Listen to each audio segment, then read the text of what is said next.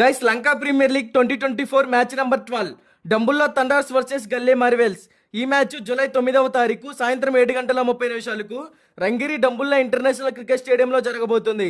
ఈ రెండు టీమ్స్ కూడా మంచి ఫామ్ లోనే ఉన్నాయి. ఈ రెండు టీమ్స్ మధ్య మ్యాచ్ అంటే డూ ఆర్ డేలా ఉండబోతుంది.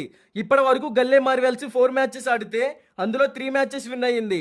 డంబుల్లా థండర్స్ కూడా 4 మ్యాచెస్ ఆడింది, అందులో కేవలం 1 మ్యాచ్ మాత్రమే విన్ అయ్యింది. మరి ఈ మ్యాచ్ లో కంబ్యాక్ ఏమన్నా ఇస్తుందో లేదో చూడాలి. కంటెంట్ లోకి వెళ్లే ముందు ఈ వీడియోని ఎక్కడ స్కిప్ చేయకుండా చివరి దాకా అయితే చూడండి గైస్. లేట్ చేయకుండా కంటెంట్ లోకి వెళ్ళామంటే డంబుల్లా స్టేడియం పిచ్ రిపోర్ట్స్ గురించి మాట్లాడుకుంటే ఈ పిచ్ అనేది బ్యాటింగ్ పిచ్. హైయెస్ట్ స్కోర్ వెళ్ళడానికి చాలా అంటే చాలా అడ్వాంటేజ్ గా ఉంటుంది ఈ వెన్యూలో.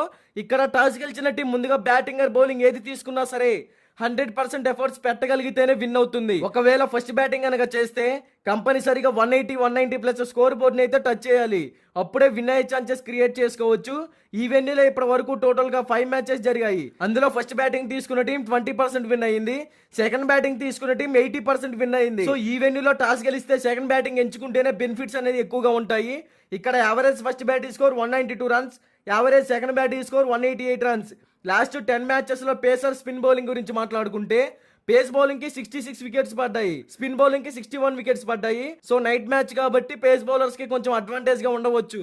ఇక బోత్ టీమ్స్ కి సంబంధించిన హెడ్ టు హెడ్ గురించి మాట్లాడుకుంటే ఇప్పటి వరకు ఈ రెండు టీమ్స్ మధ్య టోటల్ గా 8 మ్యాచెస్ జరిగాయి. అందులో డంబుల్లా థండర్స్ 6 మ్యాచెస్ విన్ అయ్యింది, గల్లే మార్వెల్స్ 2 మ్యాచెస్ విన్ అయ్యింది. So head to head records లో డంబుల్లా టీమ్ దే పై చేయని చెప్పుకోవచ్చు. ఇక ఈ రెండు టీమ్స్ గురించి మాట్లాడుకుంటే డంబుల్లా థండర్స్ టీమ్ లో రీజా హెండ్రిక్స్, కుషాల్ పెరేరా, మహమ్మద్ నబీ, దిల్షా మధుశంక, ముస్తఫిజర్ రెహమాన్, నువాన్ తుషారా ఈ టీంలో అందరూ హిట్టర్స్ ఉన్నారు.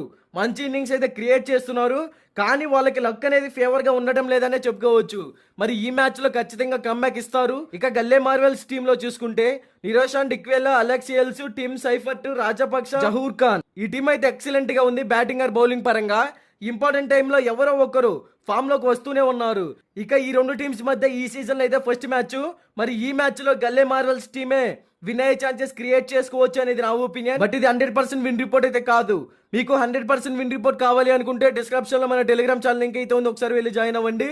ఇక బోత్ టీమ్స్ కి సంబంధించిన ఎక్స్పెక్టెడ్ ప్లేయింగ్ 11 డిస్ప్లే మీద రన్ అవుతుంది, ఒకసారి చెక్ చేయండి.